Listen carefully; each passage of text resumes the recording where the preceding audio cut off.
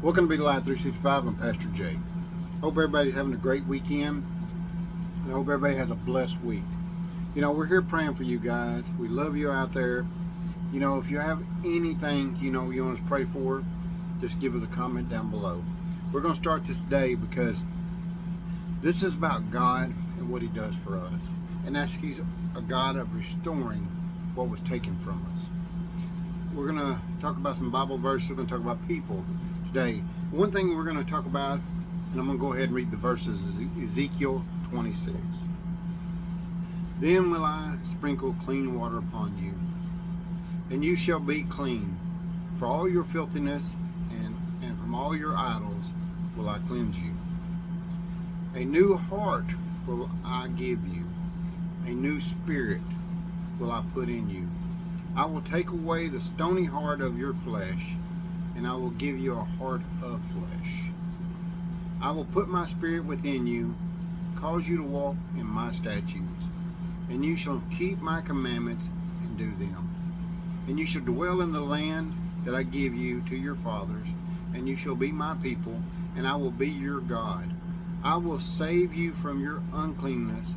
I will call for your corn, and I will increase it, and I will lay no famine upon you. These are the promises God gave to Israel. But He also gave to us that He will restore whatever's stolen from us. From the beginning where He lost the Holy Spirit because of, His disobedience. Due to His disobedience in the Garden of Eden, He lost the Holy Spirit. He started walking as just man. That's why man's heart got so corrupt so quick. We look at what happened between the time of Adam's disobedience to Noah. How God says that evil is the only thing that the heart of man dwells upon. Is doing evil daily. God restored that to us through Jesus Christ. He has given us that spirit back. He tells His disciples, I'm going to send you a helper. He's going to send the Holy Spirit back. And we watch the Holy Spirit a lot. We watched Him through the Old Testament where He would come and upon somebody. Even Jesus, He said He came upon Jesus. And it's weird, why didn't He come up in Jesus? It's because we weren't ready for it yet. Man was ready for it. Even the earthly body that Jesus had at the time wasn't ready for it because He had to send it. He was going to restore the breath of life. The one where God said that, because He already formed man. He formed man out of clay, had him ready to go, and then God said He breathed life into him. Everlasting life. Zephaniah 3:9 says, For then I will turn my people to a pure language, that they may call upon my name of the Lord and serve Him with one consent. That's restoring the language of God. We know about this because we see this in the Tower of Babel. We see that God come down and the people were doing things together in one language. It was God's language. So He decides that, let's just take it away from them. If they set their mind with one pure language and come together as one, they can do anything. So God says He comes down and He gives them a tower. He makes to confuse the language. That's why it's called the Tower of Babel, because people started babbling, couldn't understand each other, and they all went in different directions. It's because when He restored that language to us that He taken. Every time God takes something from somebody, or the devil takes something from somebody, God restores it back whole. We see this in 1 Peter chapter 5, verse 10. But the Lord of all grace, who have called us unto His eternal glory by Jesus Christ, after that ye have suffered a while, make you perfect, establish, strengthen, and settle you. He gives you the strength through the Holy Spirit. He gives you the strength through the language to talk to Him He restores you back to where you should have been in the first place, before the fall in the garden. He's restoring people back to where they were supposed to be.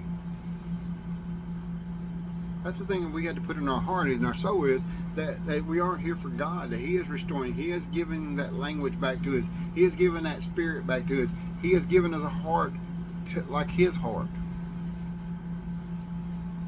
We look at the world now. I look at it's hard even sometimes to even look at these different, news and social media pages. It's because you see all the evil that man is doing.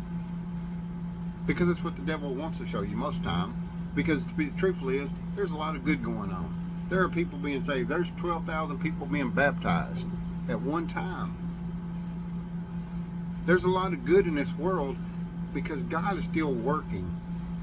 We think that God has given up on us, but He's not. He's restoring us back to where we should be. He's getting ready for when the coming of Jesus. So that way we can be ready for that. That's why He said in Ezekiel chapter 36, that's why He's sitting there telling us that He's going to clean us. He's going to wash all the filth away from us. All these idols that we put, like money and people and things into our life that we think we're holding dearly to, and He's making it good. He's restoring us back to where we need to be. When we praise and worship Him, it's not just the, clapping our hands. It's not the raising of our hands. It's not the beating the side of our leg. What it is about the heart coming to God during this time. It's that pure language that we can talk to Him. People you can sit there all day long and say there's no such things as tongues, but there is. Paul talks about it. You can sit there and say, no, God took it away from us. God doesn't take away, He restores. That's what I don't understand is, He doesn't take away, He restores. Man lost the pure language. Man lost the Holy Spirit because of disobedience. When you're obedient, God restores. When you're disobedient, the devil and this world takes away from you. We see this in Job. Look at Job. The devil came and took almost everything he had away from him. Took his children, took his prosperity, he took his health. God's the one that restored, and He doubled, and He come twice as much. Now everybody keeps, that God does not do. God does not do. Zechariah 9:12 says, Turn you to the stronghold, you prisoners of hope. Even today do I declare that I will render double unto thee. You can call it prosperity, you can call it whatever you want. God restores, and He restores double, triple. He gives back what the devil stole. He doesn't take away, He gives back. You're the one who usually winds up losing it because of disobedience, because you let your heart focus on something it shouldn't be focused on. A person, things, money. God says you can't serve two masters. You can't serve money and God both at the same time. It doesn't work like that. That's a disobedience, and that's why people lose it. That's why I've seen money in my lifetime come and go. Why? Because of myself. Because I gave more to it than I did to God. At one time, it's all I did was worship money. Problem was, it wasn't right. It was disobedient. I put something ahead of God. I let that in my life, and the devil in this world took it away. God is a restorer. He's not a destroyer. The devil's calling card will always say it's kill, steal, and destroy, and nothing but lies. He is the father of it.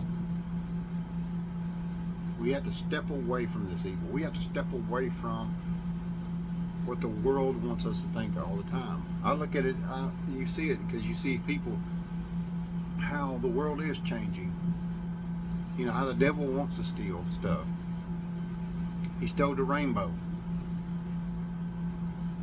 He's stolen, things that we say bless you, God bless you, and now they don't even want to say that. You want to say Gesundheit or something like that. You know, this is what the devil takes. He always wants to take something from you. Your happiness. In Zechariah 9:12 says, "You are ye prisoners of hope." Our hope should be in the Lord, not in anything else but the Lord. It's you know, we talked about prosperity. He does prosper. He doesn't want you to. He does provide for you. He is our provider. The Word of God says He is our provider. But we'll think, no, I shouldn't have this, I shouldn't have that. But God is the one giving to you because you are His children. He said, what child would I, if they asked for a piece of bread, I'd give them a stone. God's not here to hurt you. No matter how much some of these pastors preach it, you know, well, you should suffer, you should suffer. He doesn't want you to suffer. He already sent suffering. He sent His Son to suffer for you. He just wants you to get out there and keep moving forward. Keep spreading His gospel. Keep doing His will. Doing good in your heart for people. For being there for those that are hungry, those who are thirsty, those who are in prison, those who are in hospitals, strangers. Those are people that He says to do good to help. Be the good Samaritan. You know, be a mother and brother and sister, like Jesus says. That He says, you know, mother, brother, and sisters are the ones who will do the will of God, which is good. What is God? What is the image of God? Good. He says this all the way through everything He does. In Genesis chapter 1, He says it's good. Why? Because God is good. That's His image. We are made in the image of God, which is good. And when I say image of God, those who become Christians are made back in the image of God, back into the goodness of God, back into the love of God, back into carrying the merciful and gracefulness of God. That's where we need to be. Psalms 23:3 says He restores my soul. He puts that Holy Spirit right back into me where I have a heart like He does. That when I'm doing something wrong, I know it and stop it. You know, He leadeth me on the path of righteousness for His name's sake. In other words, we are moving every day for Him. If you're getting up and living for you, that's where the problems come. If every day you have a problem, every day you're moping and griping and complaining, that is you. That is not God. God is joy, peace, and love. So if you're doing anything other than these things, you're going along with the devil. Straight ahead. Why? Because you're not putting joy in your heart. You're not putting love in your heart. You're not putting peace in your heart. What you're doing is putting confusion, anger, so many things. You know, you can put like fear into your heart. You can be depression into your heart. If every time you turn around in your heart you're saying that this is going bad, this is the worst thing ever, I can't help this. You know, that's what Job was doing. Didn't want to be born. The man did not want to be born. He said it'd been better if I'd never been born. How many people have said that in their life? How many people have said, you know, well, it'd be better if I wasn't here? See, that's not God. That's not the heart of God. That's the heart of the flesh. That's the heart of this world. And it's destructive. You know, we are filled with the Holy Spirit. You have a choice. Paul talks about the struggle. He talks about it in Romans, the first few chapters of Romans. He said there's a struggle between us. There's this flesh which we live in. And then there's the soul, which is inside it. He said and the spirit is attached to the soul. So there's something good with light in you, and then there's this body which you have, which is darkness. Now God has washed your soul away, so He talks about in Ezekiel 36 that He cleans this filthiness, that your soul is cleansed. See, that the body cannot inherit the kingdom of heaven, no matter what somebody tells you. Or taking his bodies with you. No, it says it in his word. He says no. We'll have a new body, a new tent, a new place for the soul and the Spirit of God to be. We'll have that inside us. He said we have this war. See what it is? This flesh is worldly. It has been corrupted. That's why God says that he will bring a new heaven, new earth. Why? Because the earth was corrupted by man. Devil was corrupted heaven when he decided to make a war. So God's making new. And that's what we need to be, new. We need to be restored. He's restoring stuff in your life. There are people who are in bad health. When you come closer to God, you get, he heals you. Sometimes not physically, sometimes it's the spiritual healing that we need, not the physical. Sometimes that's what we think. We keep thinking we need to feel the physical. We always want to see it. We always want, Jesus talks about this generation. He said that even that generation back then, this generation won't get a sign. Why? Because it's all it wants. It always wants something tangible. God says, you got to have hope. You got to have faith. You got to have a heart like God, that you know what's going to happen and you move forward. Doesn't matter if he heals the body or not, your soul is restored. Your health is restored in your soul. That's what we need to be back, to be restored with God. Let the Holy Spirit quit quenching him. That's the thing I had to learn myself. I don't tell you anything here unless I learned it myself. One thing is quenching the Holy Spirit. Not thinking he can do stuff. That's the thing that Jesus gets on to him about. Because the Pharisees were saying, he comes in the name of Beelzebub, he's casting out demons of Beelzebub. And Jesus tells them, you can blaspheme me all you want, you can blaspheme God all you want, but when you blaspheme the Holy Spirit, that won't be forgiven to you. That's the unforgivable sin.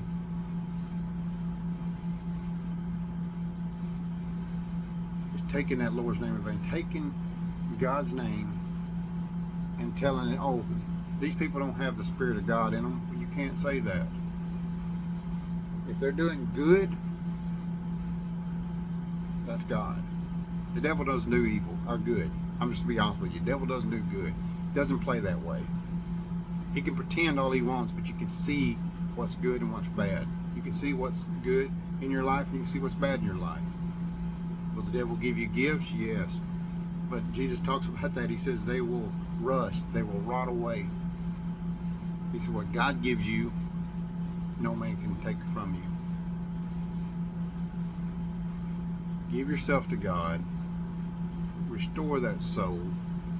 Come to him and just thank him every day for everything you get. If you get a glass of water a day, thank him for it. Because this world is evil and it don't even want you to have that. It doesn't want you to have anything good. Because good is God. We love you out there.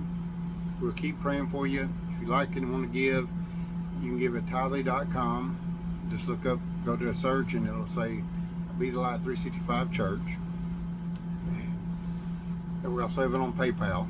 It's on some of our websites, or on our things, on different little programs. We love you out there. Have a blessed week. We'll keep praying for you. God bless.